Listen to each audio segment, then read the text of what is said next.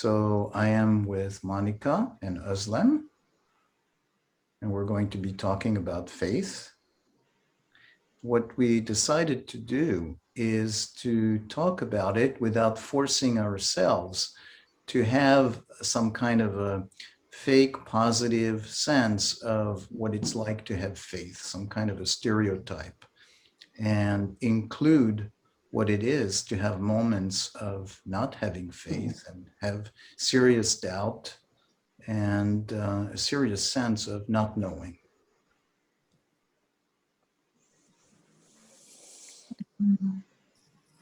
Yes. Hi, Serge. Hi, Özlem. I am so happy to do this. Definitely to explore the darkest moments in our journey together with Özlem. Özlem has been my beautiful partnership since 3 years ago. And just being out of faith for a while and just allowing us to be just the way it is and to support each other in that not knowing has allowed us to feel a sense of, I don't know if faith will be the correct word that I can express it now, but somehow like a felt sense of having something that allow me to be with the unknown, something like that. A felt sense of something that allows you to be with the unknown. Mhm. Yeah, yeah. And for you, as you shared, what has been going on in your life is a sense, a deep sense of loss Mhm. recently. Yes, yes. My father passed away like 2 months and a half, and the regular words of people telling, "Oh, this is for the better. He's already resting. He's in heaven," or whatever faith or because faith can be connected with religion, not for me anymore. Whatever idea of we have of death even confused me better of really getting in touch with this presence of that I'm talking about that is just contacting the not knowing and really allowing me to feel in this darkness of voidness of nothingness where I can start seeing like a little light, like trying to come forward from that darkness if I just allow it just to be the way it is and and I think that's part of the grieving, and I don't feel it has to be to have any steps Yeah, yeah, because yeah. sometimes I can be just happy eating like my father used to love eating octopus, and I ate an octopus last a couple of nights before as dinner, and I was just feeling like my father in my stomach somehow. Like the aliveness and the happiness of him eating something that he likes and love, and then this desperation of his lack of physicality. I'm not gonna get to hug him again or talk with him again or yeah. Yes, and I'm so blessed of having Oslem as my partnership because we have developed such kind of presence to each other that we are able to go through this together in these darkness places. And as she was explaining before, and now she can explain to you what she was going through. Yeah, yeah, So yeah. yes.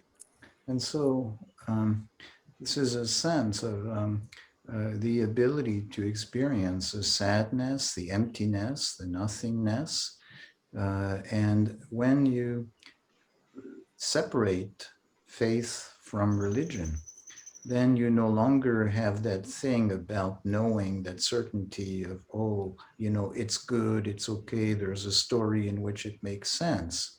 But you're just left with the moments of sadness, or moment by moment, a sense of connection, like when you're eating octopus and you have that sense of connection with your father. But it's not something that is established, a story that makes it certain.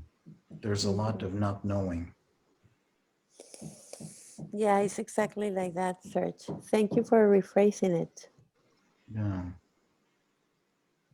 yeah. And Özlem, you have gone through moments of big disconnection, emptiness, kind of doubt. Do you want to share some of that? Yeah, absolutely. Especially in relation to two things that Monica just shared. The first one is like how she described grief. She didn't experience grief in stages. Mm-hmm. Um, it was a discovery I also had about faith or whatever, that I love Monica's description of like this felt being with the unknown, like this presence, this sense of felt, I don't know, felt sense of the unknown or something there. Um, I thought that throughout my life, from being a child and young person, then a young adult, I will have like a gradual deepening of understanding of God or understanding of what it means to be spiritual or faithful. So I was seeing my last few years kind of like in a way of progressiveness.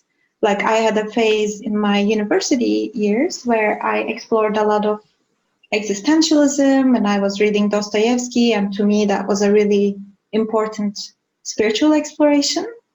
But it was also bringing a lot of doubt and questioning and anxiety and darkness to me. And then I had certain experiences in nature and with healing from an illness. And I sort of started to experience a lighter sense of faith, where it was like, it doesn't have to be philosophical or, complex or existential or doubtful, but it can just be very loving and light. And so I dwelled in that state for a while of like, oh, this is what God feels like. I should just focus on gratitude and love and that's what I meant earlier when we were talking about different events that discuss faith. It is kind of emphasizing the positive experiencing and relating to God or universe or whatever, like using positive felt senses or as that gateway. So I thought that's where I'm going next. So I actually like purged a lot of books and stopped watching movies, which were my main two, and music. Like these were my exploration paths. And I sort of like turned to nature, turned to reading spiritual books. And then it was around that time where I was sort of feeling like, okay, like I'm now a spiritual person. Like I know what this is. I'm grounded and I'm no longer, anxious about questions or whatever. So in that sense, I was seeing it as a progression. I was like, this is good. Like I've overcome that stage. And then, like I was saying, I made a big life change and it shook some foundational safety points in my life. And although it was something that I needed and wanted, it also brought a lot of instability, like mentally, emotionally, and also physically, because like I was in a new environment. It wasn't really that familiar after all. And things started kind of like going wrong in the appearance of like bad luck, or just like kind of things just didn't go as I planned, or I wasn't able to get into a mindset of joy and gratitude and peace and happiness. And the more I recognized that, the more I felt like, oh, now I'm back in stage 3 or whatever, I felt like now I'm regressing. And I got kind of angry about that. I was like, I was supposed to be, thinking this way about God, and why am I having these questions all over again? Or, I kind of faced the fact that I still had a notion of like an evil presence or something like, I don't want to call it devil because I wasn't raised with that notion of, a religion where devil is a thing, but this energy that was like negative or malefic or malicious was present for me. And I was getting very confused because I thought I had sort of overcome that phase where I explored that.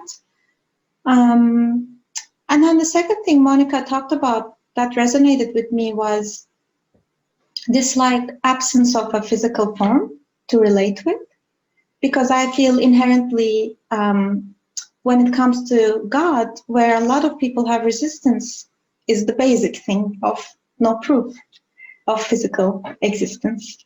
People can point to different proofs or talk about past events, but if someone says, where is God? Like you can't sort of call or point to, and although it's very basic and almost doesn't need me to say these things, but I think it's an important point of like the basic need we have of just being able to connect physically or call this being up and ask a question and like, hey, I'm struggling, like, can you help me? And I know that like people who may be listening to this podcast will have had experiences of talking to God or conversing with angels. It just has never been that concrete for me, where I could really, whenever I need God, God's right there for me. And I know for sure to be true. So it's almost like this, well, how I first sort of thought about it was like this contract that I make with the people I love when I'm leaving a place of like, because I live abroad, I live in Canada, so my family lives in Turkey. And each time I leave Turkey and I go back to Canada, they say, you can always call us, we're just a phone call away. And so there's this implicit knowingness of these people are there for me in the world, like I can call them if I want to. And I have a recollection of that as a resource to draw from, like, oh, okay, like wherever I go, I could reach out there. And it's very concrete. There are words that are spoken and a presence that's felt, even though it's not physically felt. But just like Monica said, when someone passes away that we love, or when thinking about this notion of be a God or a being that's omnipresent and transcendent, it's almost like the way I sort of started to perceive it is like a contract that maybe we make before we're embodied, and it's sort of supposed to be remembered and acknowledged. But I guess the catch or the sort of the challenge there is that we should sort of just, as they say, take a leap of faith in it, or like just take some kind of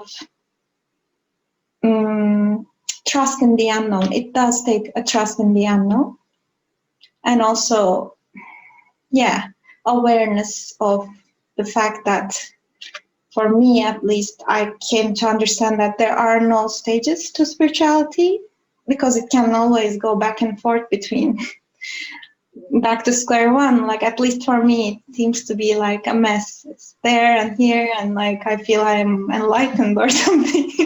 When you have a euphoria, like when you have, which I tend to have, like highs and lows of emotion, you can feel like you finally have a vision of what it is, and then you don't. And so I think these two things of like the non-physicalness and the non-stagelessness kind of makes it hard for our rational mind to talk about it and explain it. So I want to just briefly summarize what I'm hearing from you, Özlem. One is that story of how you had a sense in your life that you were exploring your sense of spirituality, connection, faith, in some kind of a linear way, that there is a progress. You were stage 1, stage 2, stage 3, stage 4, and you really had that sense of really progressing. But then you had experiences more recently of falling off this track. And this was very disorienting because it was not progressing in that linear way. You had a sense of regressing, coming back, and doubt, as opposed to that progress. You're also talking about how it relates with connection. That when you deal with connection with family, either they're present or even when they're not present, there is the possibility of a phone call and of capturing that connection. But what happens when there's no reinforcement? And so in a sense, you can have faith in your family because you see them and they exist and the connection is reaffirmed moment by moment. Maybe you don't see them and you have the phone call and the connection is reaffirmed again. But in the absence of connection, what is the nature of faith? And that the connection with something else, it's something that doesn't have physical presence. And so for you, that is part of that question about your faith in the divine and what is spiritual and something larger than us when we don't have that connection. Yeah, thanks for summarizing. Mhm. Yeah. Yeah. Yeah.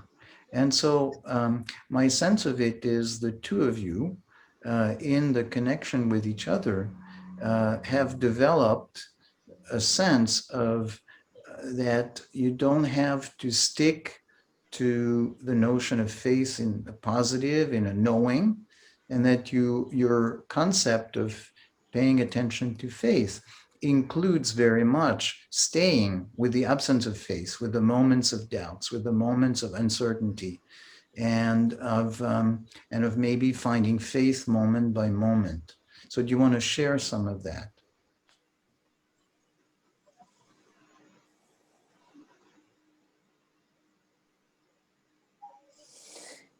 Yeah, I want to share, if I can, Özlem, about a session that we have together that was the one that we decided to explore this sense of faith. It was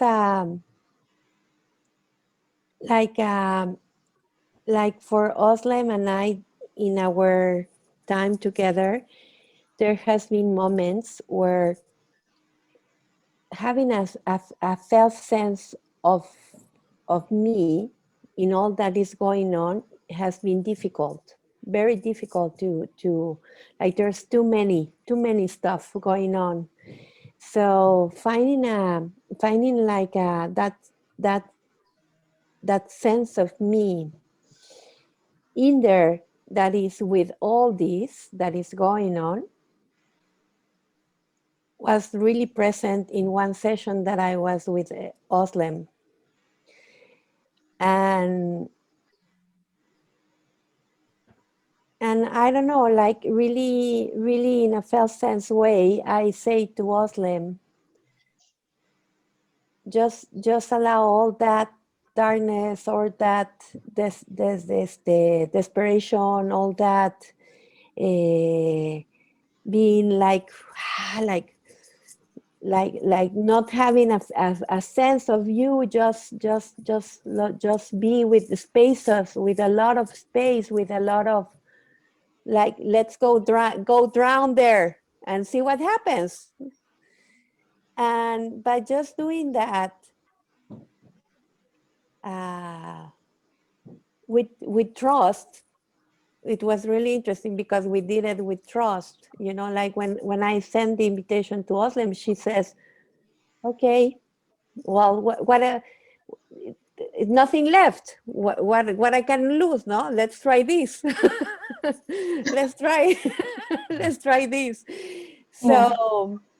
So and for me it was like, and in my mind I was like, oh my God, she's so far away and I know what she has been going through. I don't want her to like hurt her. I don't know, like she's so far away. She's in Canada, I'm in Mexico. Why I'm suggesting she to do this? No, I'm crazy. Like go into desperation, completely desperation, like go there. And something magic started arising from there, from that session. And I even have goosebumps right now by remembering it, how she started to start like little by little having a sense of herself with all that. So for me it was very important because I have experienced moments in my life with a lot of desperation, and it really allows me to have a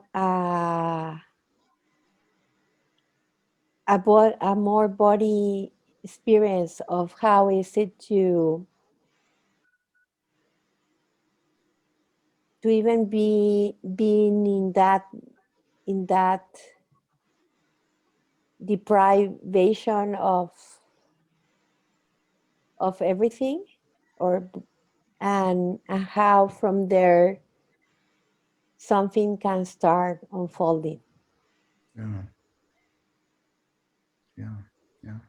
So really, the paradox is how it starts with not faith, but that moment of feeling desperate, of there's nothing, of it's all gonna unravel if you go there, and like a very deep fear of going there, because it feels like it could be the beginning of everything falling apart.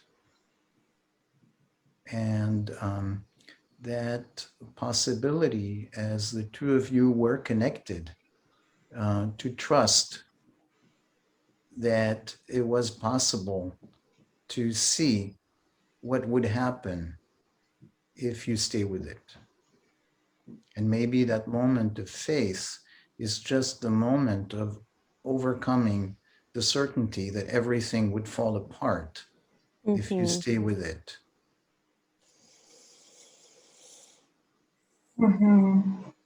Yeah, I just want to thank you, Monica, for so beautifully summarizing that session, because it was really powerful and it just really illustrates the power of exploring this in togetherness and in like a shared presence. Because, yeah, I would say like there was a repetitiveness in my felt experiencing that was sort of stuck and just couldn't move through on its own, like it wasn't moving beyond on its own.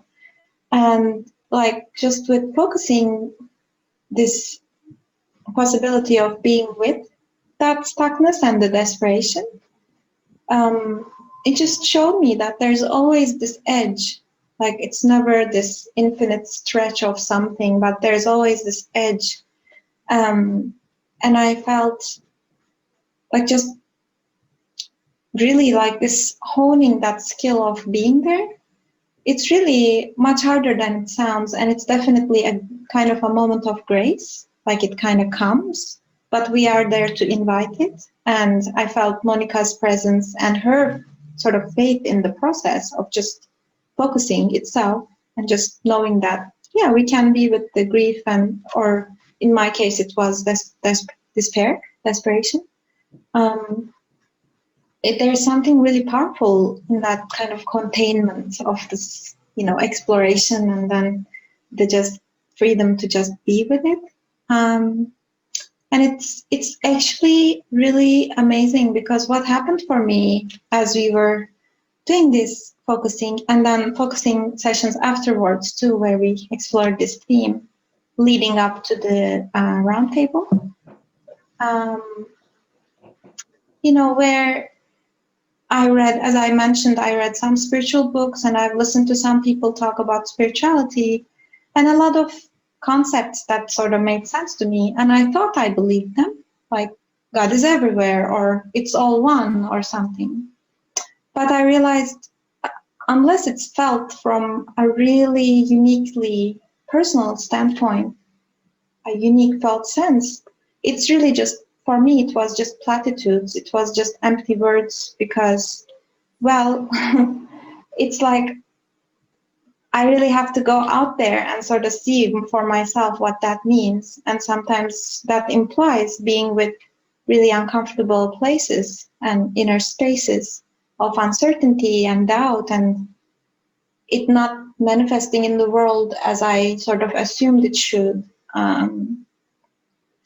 And I think it's really powerful what we did with Monica, because I think I would really encourage other people to kind of go to those edges of the maybe some of the more darker stuff and more, I don't know, existential or anxious or doubtful places where it just seems like it's forever stuck, like you're constantly waking up to the same. It's like a never-ending dream that I felt. It was like every morning I would wake up and just was like repeating and repeating. And it felt like there's no end to this. So why do I want more of this, In focusing, why should I focus on this? I don't want that anymore. But, well, it's sort of like right on your face of like, be with me, So.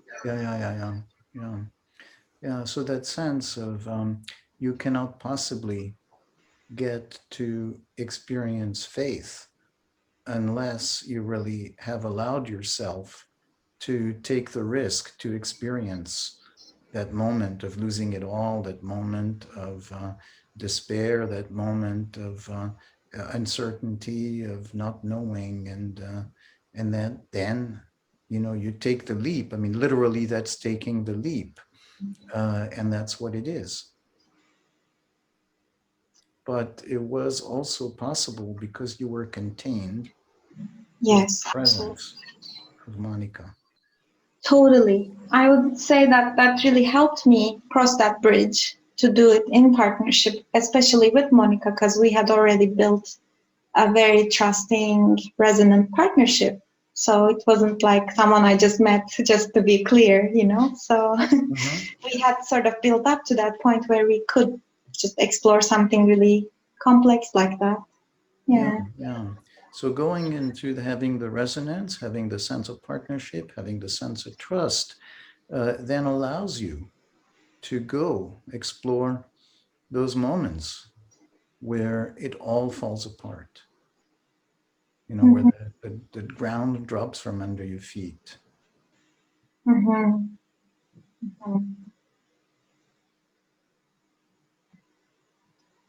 Yeah. And so I want to check with you, Monica, of what it's like in those moments of, grief. How does, faith come along, or the sense of losing ground, the sense of not having connection? How does it come up for you? How does this relate to this?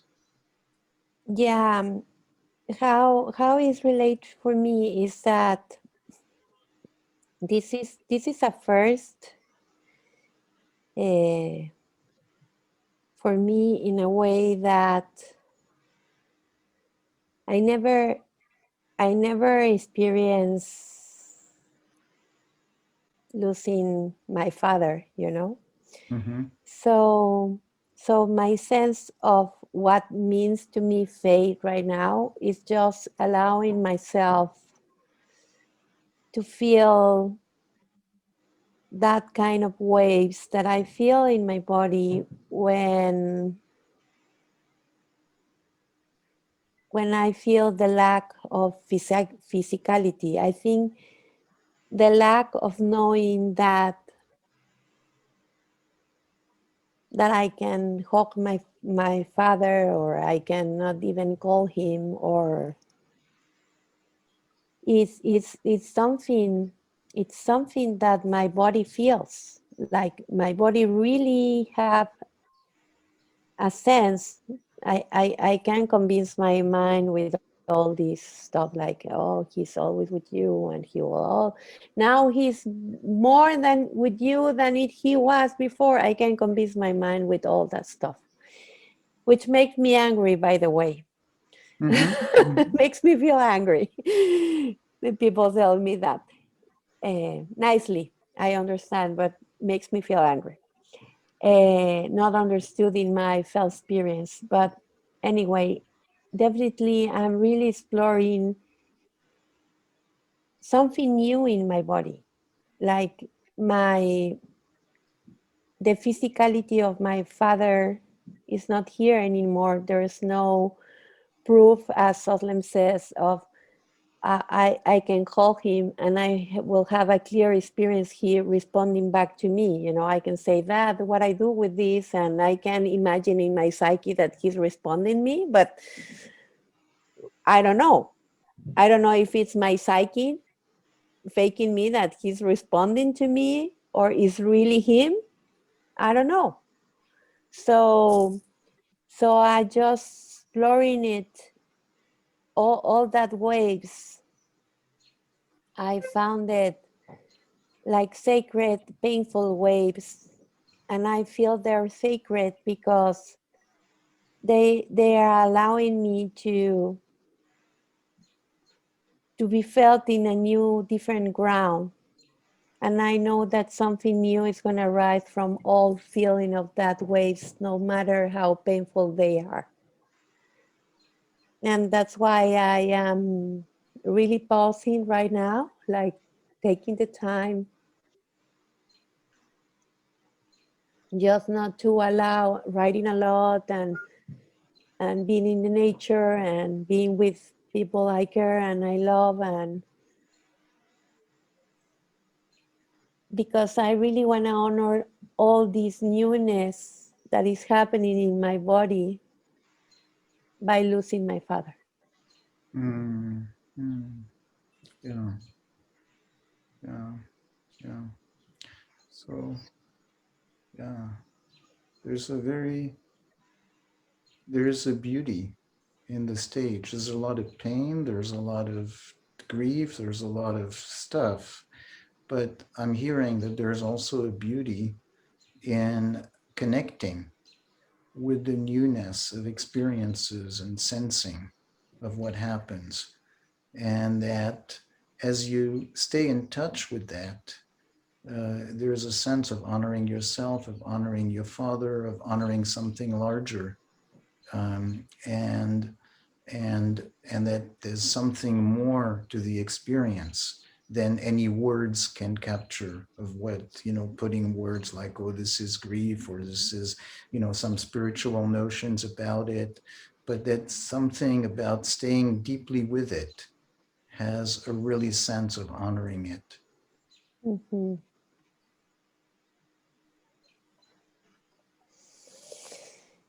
Yes, and also allowing my son has been with me lately, and there's also this kind of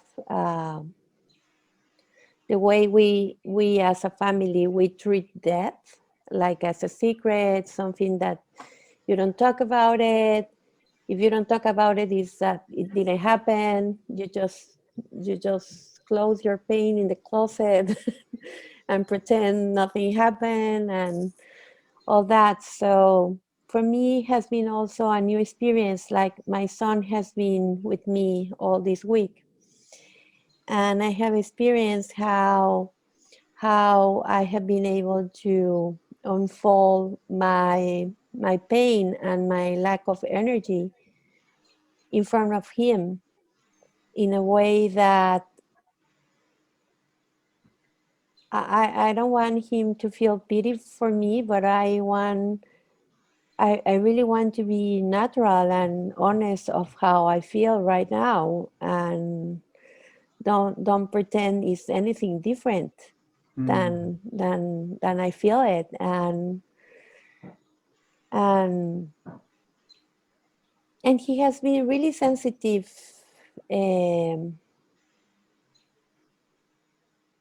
really sensitive with that. And I'm also surprised about it. He's 18 years old, and when I start crying,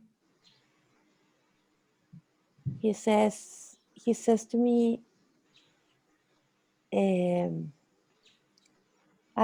understand you, Mom. I understand what it's okay. You cry. It's like Mm. so.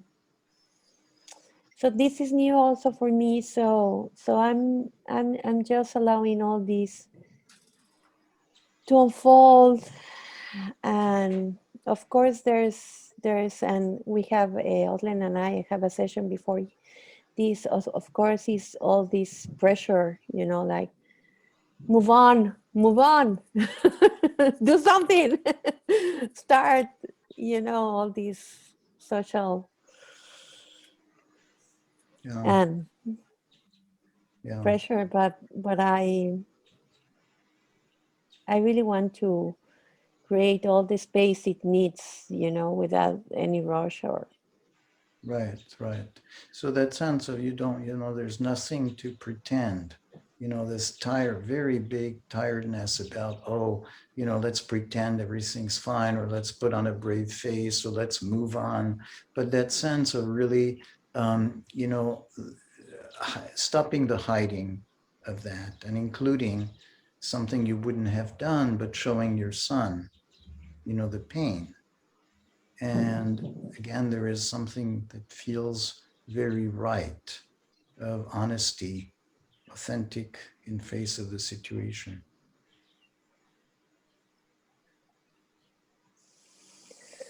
Yes, yes, and I'm really grateful with Özlem that has been also really kind and present with me in all these process since my father was took to the hospital on February. Yeah, so there comes some, how can somebody be present with me if I'm hiding? Mm. You know? Yeah, yeah, yeah. Mm. Mhm. So I want to just check if there is something more that we want to add. I'm sure we can talk a lot, but just anything that you might want to add, or how do we find a way to close this?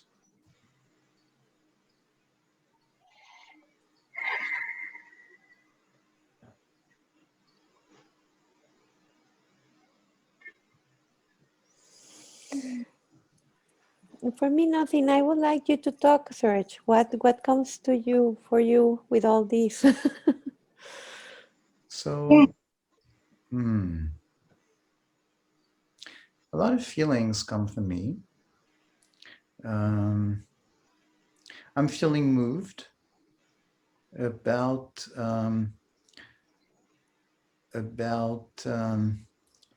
in a way, that sense of um, confronting the ultimate reality of, what's the sense of pretending, of hiding, of trying to find some preconceived notions. Who are you kidding? And with that sense of,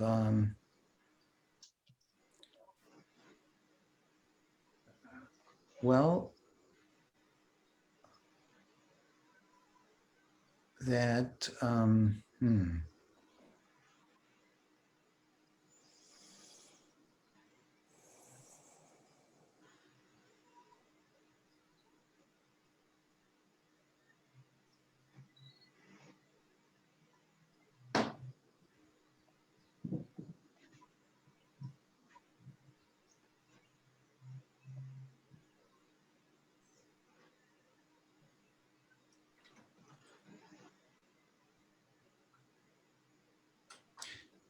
I can't put words to it.